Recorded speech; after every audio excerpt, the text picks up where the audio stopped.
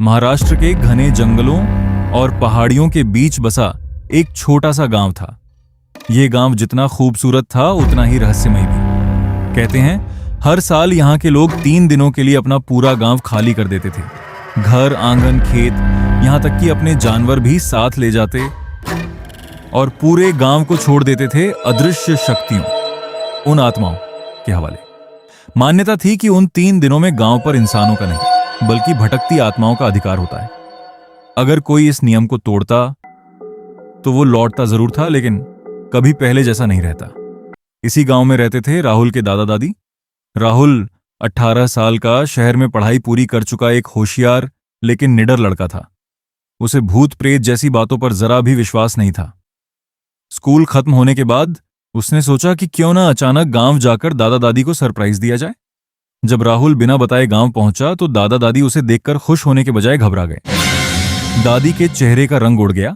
दादा ने कांपती आवाज में पूछा, बिना बताए क्यों आया तू?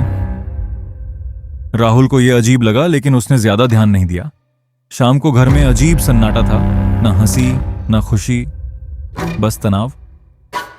अगली सुबह राहुल ने देखा कि दादा दादी जल्दी जल्दी सामान बांध रहे हैं। जब उसने पूछा तो दादा ने भारी आवाज में गांव की सदियों पुरानी परंपरा बताई।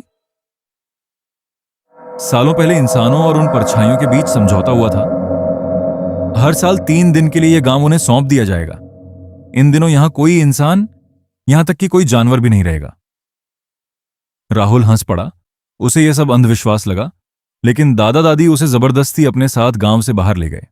रात होते ही राहुल के मन में जिज्ञासा बढ़ गई। उसे लगा कि यह सब सिर्फ डराने की कहानी है। सबके सो जाने के बाद वह चुपके से वापस गांव की ओर निकल पड़ा। रास्ते सुनसान थे। ठंडी हवा सूखे पत्तों को सड़क पर घसीट रही थी। पेड़ों की शाखाएं अजीब तरह से हिल रही थीं, जैसे कोई फुसफुसा रहा हो। जब राहुल ने गांव की सीमा पार की, अचानक उसके शरीर में सिहरन दौड़ गई। ऐसा लगा जैसे कोई बर्फीली परछाई उसके बेहद करीब से गुजरी हो।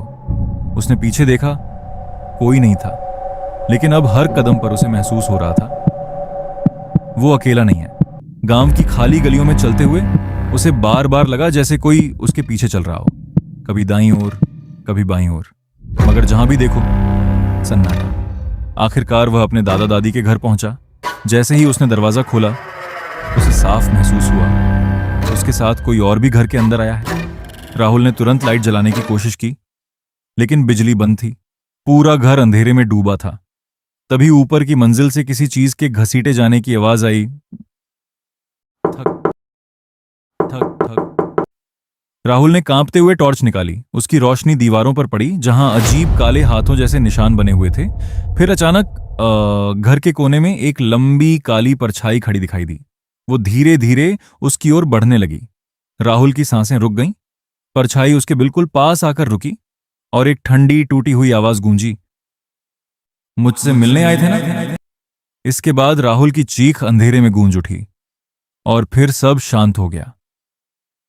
अगली सुबह राहुल उसी सुनसान रास्ते से वापस आता दिखाई दिया। उसे देखते ही दादा दादी घबरा गए। वे भागकर उसके पास पहुंचे और कांपती आवाज में बोले, गांव गया था तू? क्यों गया था? मना किया था ना? लेकिन राहुल एकदम शांत था। उसके चेहरे पर अजीब खालीपन था, ना डर ना जवाब, बस सन्नाटा।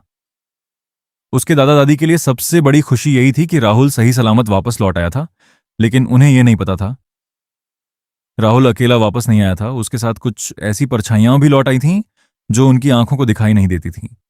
उस दिन के बाद राहुल की सेहत गिरने लगी। वो रात रात भर जागता रहता, कमरे के अंधेरे कोनों में घूरता और बस एक ही बात दोहराता, वो यहां है, वो अभी भी यहीं है। धीरे धीरे राहुल पहले जैसा नहीं रहा। कहते हैं उस गांव के नियम को तोड़ने की कीमत सिर्फ राहुल ने नहीं चुकाई, बल्कि उसके साथ आई वो अनदेखी शक्ति आज भी उसके परिवार के आसपास मंडराती है और शायद अब किसी अगले इंतजार में है।